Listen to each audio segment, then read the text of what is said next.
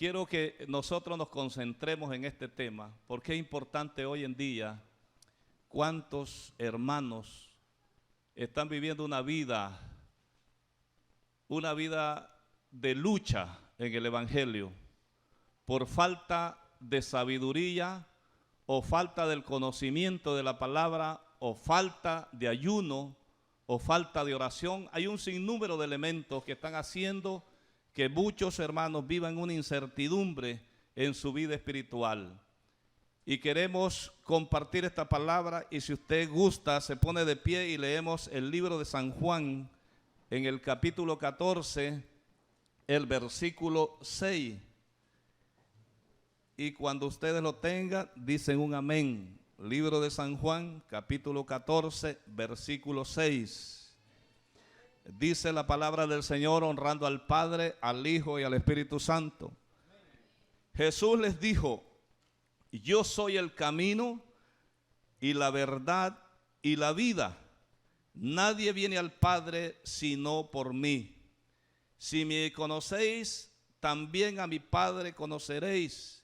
Y desde ahora le conocéis y le habéis visto. Pueden tomar sus asientos. Ya hemos orado, hemos alabado al Señor, hemos estado gozosos. Ahora quiero que escuchemos la palabra del Señor. Yo quiero en esta noche hablar acerca de este tema con un contenido de la lógica espiritual. Desde el momento que usted y yo fuimos llamados al Evangelio de Jesucristo, se nos fue revelada la palabra, y el pastor lo decía, que cuando él vino a Cristo la palabra se le fue revelada, porque nadie entiende la palabra si no es revelada. Cuando la palabra no es revelada, nosotros podemos leerla 1000 veces y no la vamos a entender nunca. Pero cuando el Espíritu Santo nos revela la palabra, entonces inmediatamente cuando estamos conectados con nuestra vista, el Espíritu nos está hablando a nosotros y nos está diciendo lo que la palabra quiere, lo que la palabra dice. En estos versículos que hemos leído hay un contenido poderoso donde encierra un hermoso misterio Jesús al decir estas 3 frases importantísimas de las cuales Jesús habló. Jesús habló de estas 3 frases y dijo: yo soy la vida, yo soy la verdad y yo soy el camino. Solo son 3 cosas que Jesús quiso decir, pero que la gente en ese momento no entendieron.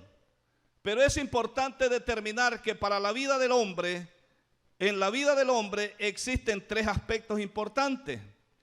El uno es el pasado, el presente y el futuro.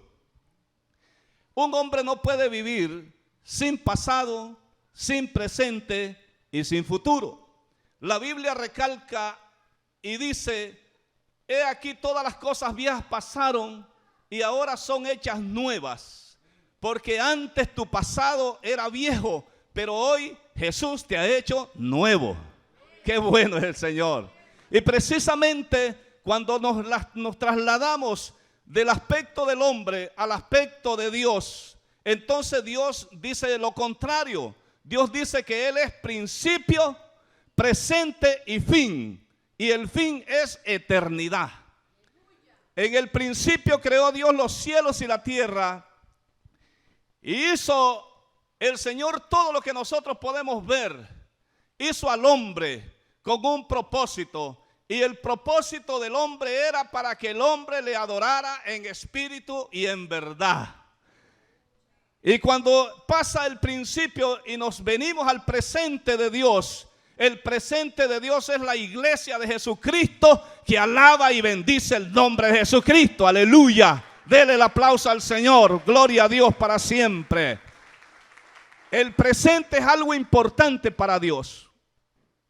En el presente usted y yo estamos obligados, estamos comisionados a llevar el Evangelio a todas las personas que hoy desean una palabra de vida, a todas las personas que hoy desean una palabra de salvación.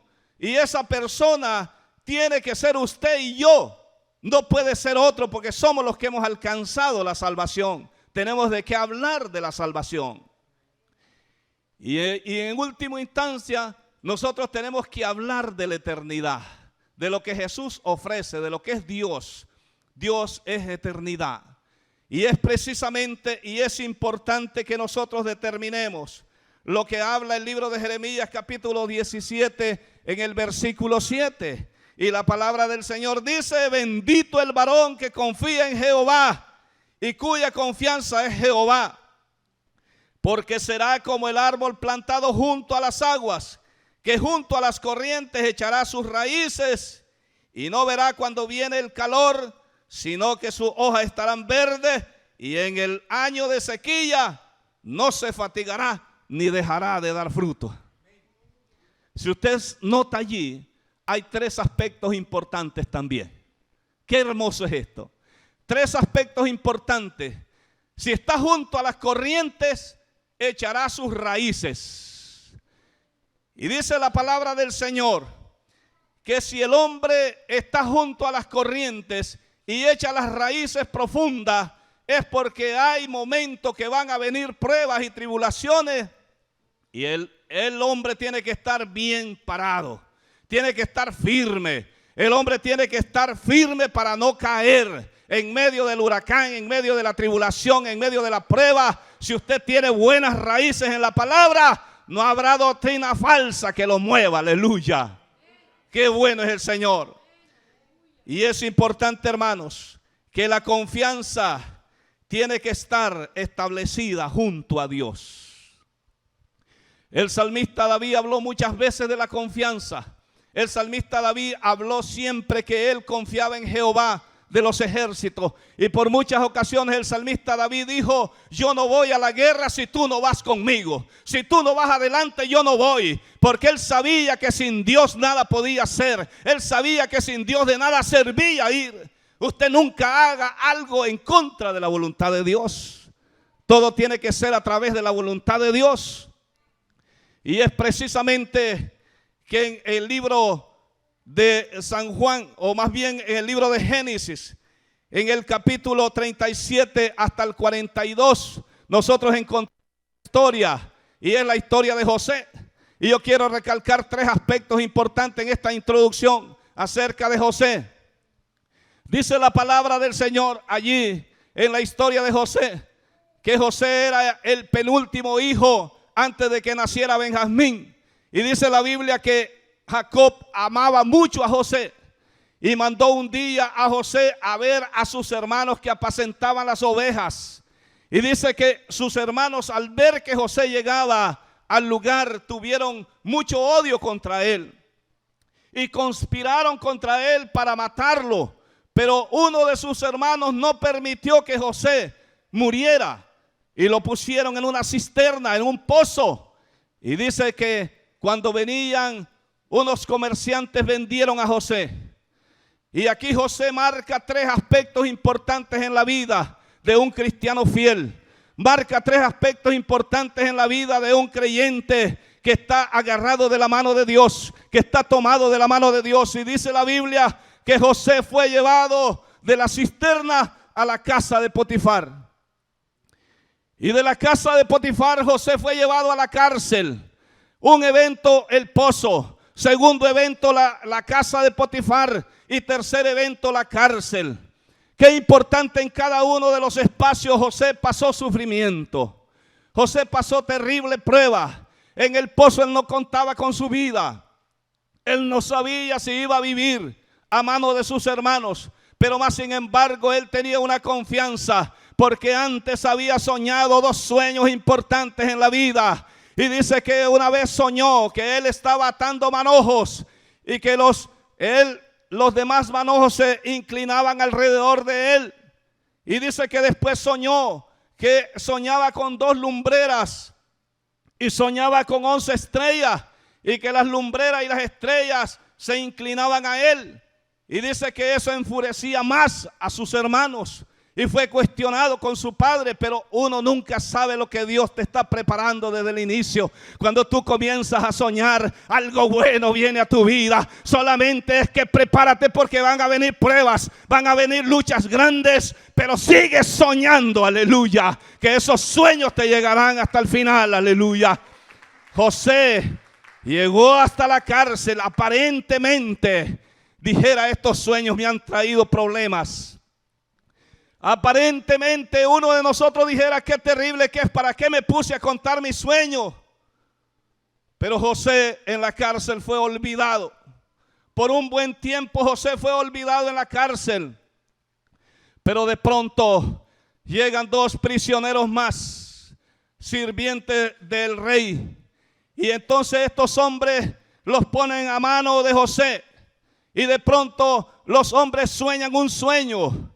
Y le dice el uno: yo soñé que a mí, que miraba una copa y que yo la servía al rey. El otro decía: yo miré que miraba 3 canastillos y miraba unas aves que comían. Y José dijo: esta es mi oportunidad. Yo no les estoy contando toda la historia, ¿verdad? Porque entonces no pasamos toda la noche aquí. Esta es mi oportunidad. Va a llegar una oportunidad, no la dejes pasar. José no tuvo miedo.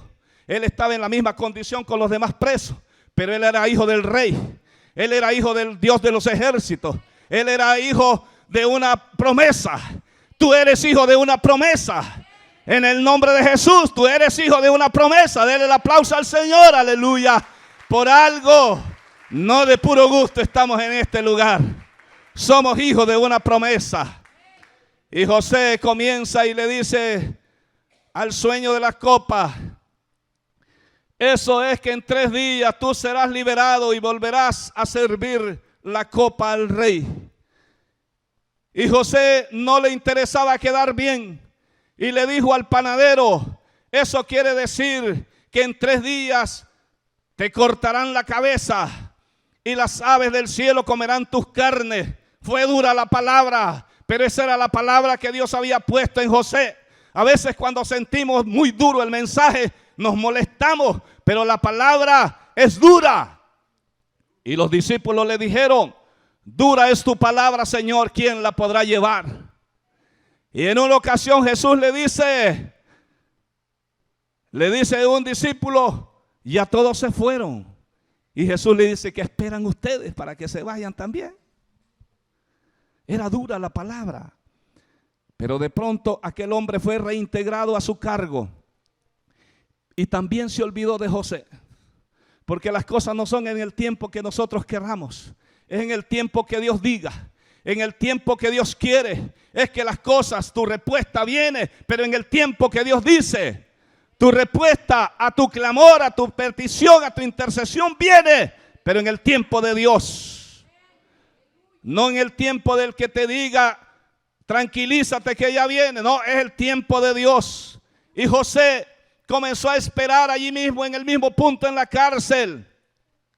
Y de pronto, cuando el faraón tiene un sueño y dice que mira que vienen 7 vacas gordas y después mira 7 vacas flacas. Y le dice el copero, cuando él está perturbado con ese sueño: allí donde yo estaba en la cárcel conocí a un hebreo que me dijo y me interpretó mi sueño. Y le dice Faraón: traigan a ese hombre. Cuando José se presenta, José dice: las 7 vacas gordas quiere decir que vienen 7 años buenos para tu reinado. Y las 7 vacas flacas vienen 7 años malos para tu reinado. Entonces tú tienes que recoger en estos 7 años buenos para poder paliar la situación en los años malos. Dios está hablando a la iglesia. Dios habla a la iglesia, aleluya. Dios dice a la iglesia: prepárate, iglesia, porque cuando la venida de Jesucristo se acerque, las cosas no vienen bien para la iglesia. Pero eso que tú acumules, ese poder y esa unción que tú tengas hoy, es la unción que te va a servir el día de mañana. Esa unción es la que te va a sostener en pie para no decir no. Gloria a Dios para siempre.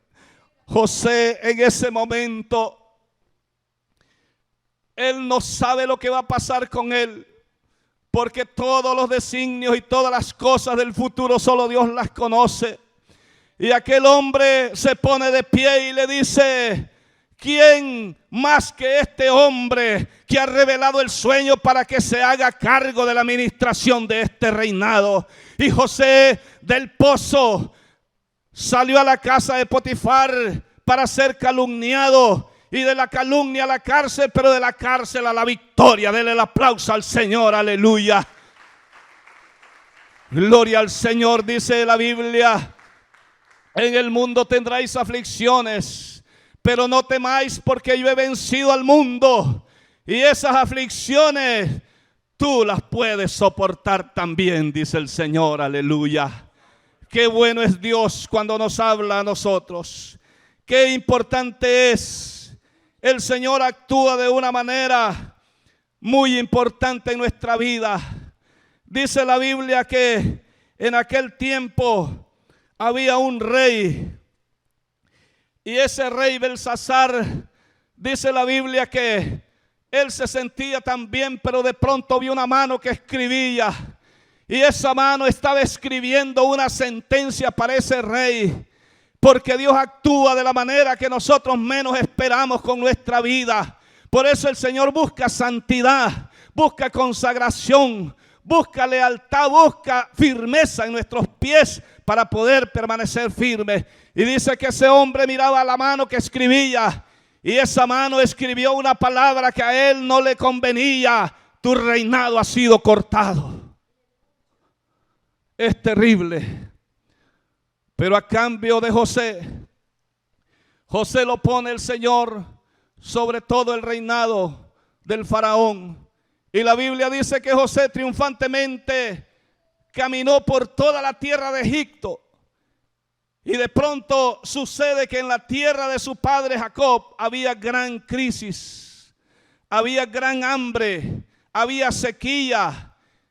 Y es que José estaba preparado para salvar al pueblo de Israel, para que el pueblo de Israel no se muriera allá en la tierra, sino que fueran a recibir los beneficios de José allí en Egipto, porque el Señor siempre tiene una salida para nuestra situación, aleluya. A veces nosotros estamos desesperados, pero Dios tiene una salida para nuestra situación.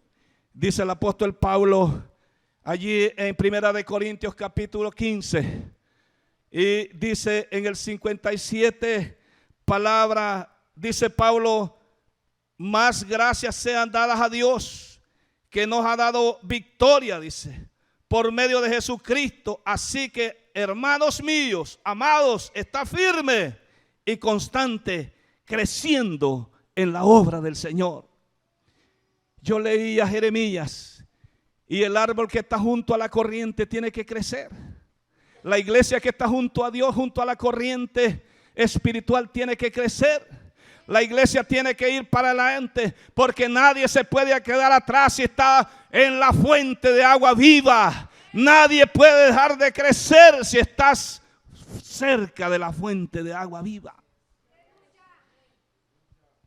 Estas raíces de las cuales habla Jeremías, después de que Dios habla a Judá, y a Judá le trae una sentencia que andará en el desierto. Y en aquellas tierras bíblicas había escasez de agua, había tierra polvorienta.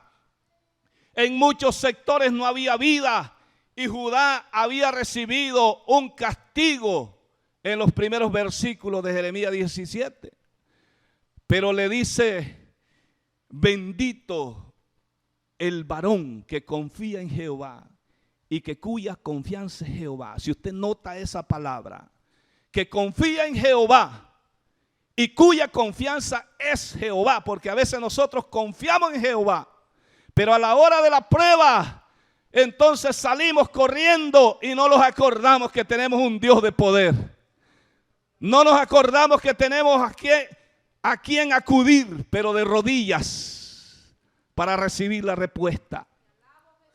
Y entonces el profeta Jeremías nos da la solución. Junto a las corrientes crecerán tus raíces. Junto a la palabra quiere decir crecerán tus raíces. Cuanto más estudias la palabra, más crecerán tus raíces. Más crecerá tu conocimiento, tus raíces se harán fuertes. Y después dice que cuando venga el calor, sus hojas estarán verdes. Qué bonito un cristiano que tiene el brillo del Espíritu Santo en sus ojos. Qué bonito el cristiano que tiene ese verdor espiritual en su vida, en su hogar, en su andar, en su actuar. Y que puede decirle a otro: yo soy feliz porque Cristo me hizo libre. Aleluya. Denle el aplauso al Señor. Qué bueno es, pero para eso tenemos que tener nuestras hojas verdes para demostrar que somos un árbol, que estamos junto a la corriente y que tenemos vida porque lo dejamos ver a través de nuestras hojas.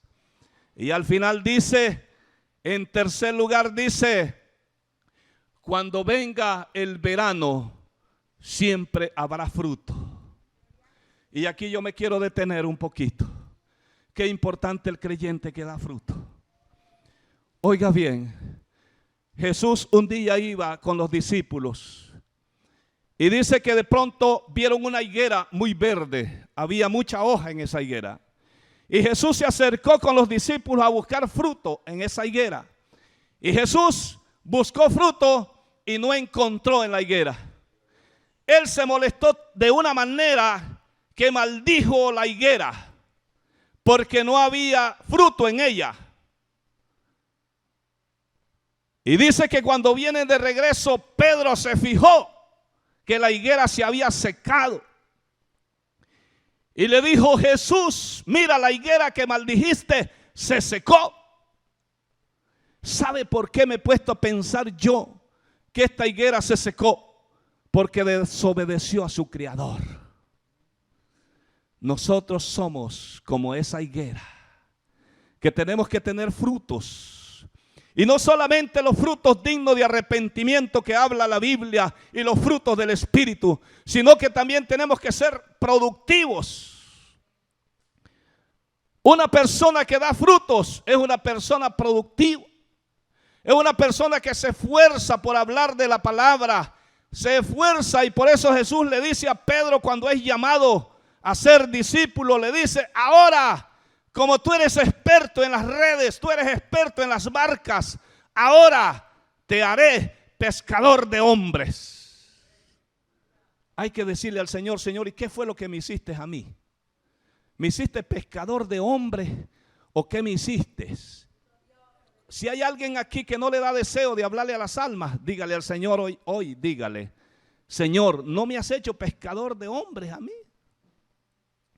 Y al final Jesús dice Jesús: id y haced discípulos. O sea que hay orientaciones para que nosotros vayamos a hacer la obra que el Señor nos ha mandado. Y esa parte es de los frutos que habla Jeremías. Esos frutos que nosotros tenemos que dar es la palabra que Dios ha puesto en nuestra boca a través del Espíritu Santo. Y yo le decía a un hermano un día: hermano, usted tiene el don de sanidad, pero si usted nunca le ha puesto la mano a un enfermo, nunca se va a dar cuenta que lo tenía. Usted puede tener el don de rescatar almas para Cristo, pero si nunca le habla a una alma, nunca se va a dar cuenta. El día que traiga el primero aquí, van a venir muchos con usted. Aleluya. Dele el aplauso al Señor, porque una vez que nosotros comenzamos la obra, no hay quien nos detenga. Aleluya. Poderoso es Dios. Y oigan qué hermoso. Y entonces dice los versículos que leímos, y yo voy terminando con esto. Y dice el Señor: yo soy el camino. Cuando Jesús está hablando de que Él es el camino, es importante entender lo que Jesús quiso decir. A veces nosotros lo tomamos la palabra de la manera más simple, de la manera más sencilla. Pero cuando Jesús habla, yo soy el camino, Jesús está hablando a aquella gente que está frente a Él y les está diciendo: yo soy el único que conozco donde vive el Padre. Yo soy el único que vine y puedo regresar porque conozco el camino donde vive el Padre. Jesús dijo: yo soy el camino porque yo les puedo conducir hasta el Padre. Y por eso es que nosotros, cuando aceptamos a Jesús como nuestro Salvador y nuestro Señor. Porque Jesús vino con una misión de establecer el reino de Dios aquí en la tierra. Y al establecer el reino de Dios aquí en la tierra, nos estableció a nosotros para que hagamos el trabajo. El trabajo que Jesús estaba haciendo antes con los discípulos es el trabajo que continúa con la iglesia. Por lo tanto, nosotros desde que fuimos llamados, estamos con una responsabilidad terrible, hermano. Es grande la responsabilidad. Y yo le pido a Dios que usted espiritualmente me entienda lo que yo estoy diciendo. Es una responsabilidad grande. Porque Jesús, cuando dice yo soy el camino, nosotros tenemos que traer gente para que conozcan el camino. Nadie va a un lugar sin conocer. Nadie va a un lugar sin tener una forma cómo guiarse y cómo llegar. Y a nadie le interesa ir a un lugar que no tiene forma cómo ir. Pero al cielo hoy tenemos la forma cómo ir. Y esa forma es Jesucristo. ¿Cuántos entendieron, hermano? Démosle un aplauso al Señor. Esa forma es Jesucristo. Si hoy a esta congregación vino alguien necesitando de Dios, esta es la palabra para usted. Jesucristo es el camino. Jesucristo es el camino que lo llevará al cielo. Jesucristo es el camino que le conducirá y le mostrará al Padre. Dice Jesús: yo me voy pues a preparar lugar, para que donde yo voy a estar, quiero que ustedes también estén conmigo. Él quiere que nosotros seamos compañía de Él allá en el cielo. Por eso Él no se cansa de llamarlos a través del mensaje de la palabra. Él no se cansa ni se agotará de enseñarlos su palabra. Pero en segundo lugar, Jesús dijo, oiga qué hermoso esto. Él dijo: yo soy la verdad. Y por eso es importante conocer por qué Jesús dijo: yo soy la verdad.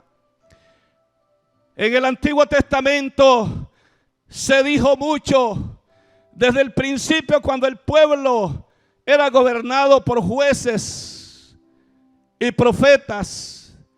Dice que un día el pueblo se cansó y le dijo a Dios: ya no queremos ser gobernados por profetas ni por jueces, queremos un rey.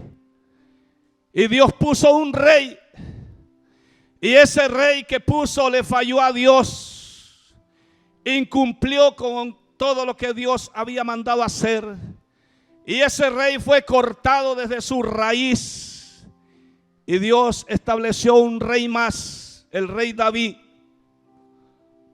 Pero la palabra del Señor dice que después del reinado de David trajo una promesa al pueblo de Israel y dijo: este reinado no tendrá fin, este nunca será cortado, porque de allí va a nacer el Salvador de nuestra alma, el que perdonaría nuestros pecados. De allí nacería el Salvador y Señor de nuestras vidas. Y ya en los profetas menores comenzamos a escuchar a través del profeta Amós, del profeta Isaías y los demás profetas que nos hablan de la venida de Jesucristo. Y entonces Jesús dice: yo soy la verdad, porque vengo a confirmar que lo que dijeron los profetas era verdad. Aquí estoy yo presente. Y dijo que abrió el libro en el profeta Isaías. Y Jesús dijo: por Él me ha ungido y Él me ha enviado. Y aquella gente que estaba allí estaba experimentando en persona el hombre que había oído hablar allá en el libro de Isaías. Lo estaban viendo en persona la gente. ¿Qué pasó? El Cristo de la gloria, el Cordero Santo de Dios que había hablado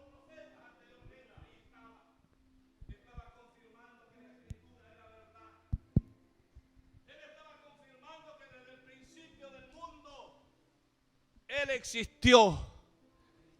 Desde el principio de los tiempos, Jesucristo estaba en todo lo que el Padre Celestial hacía. Y Él vino a comprobar la verdad de la Escritura. Gloria a Dios para siempre.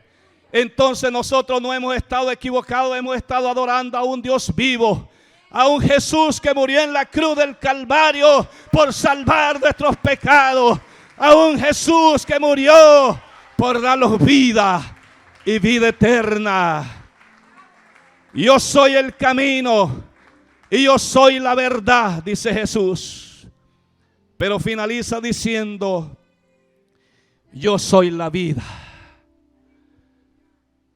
Cuando Jesús dice yo soy la vida, Jesús estaba preparado para morir en la cruz del Calvario. Y cuando Jesús dice yo soy la vida, es porque Él sabía que iba a morir y iba a resucitar para vivir eternamente juntamente y darnos vida juntamente con Él a nosotros. Hoy nosotros gozamos de vida eterna gracias a que nuestro Señor y Salvador murió en la cruz del Calvario. Y por eso Él insiste que Él es la vida. Porque nadie puede ofrecer vida cuando no tiene suficiente. Yo no puedo ofrecer vida porque no sé qué día puedo morir. Pero Jesús murió y resucitó para garantizarnos vida eterna a nosotros. Por eso Él decía con toda propiedad y seguridad: yo soy la vida. Yo soy la vida. Y eso es lo que el Señor nos ha ofrecido.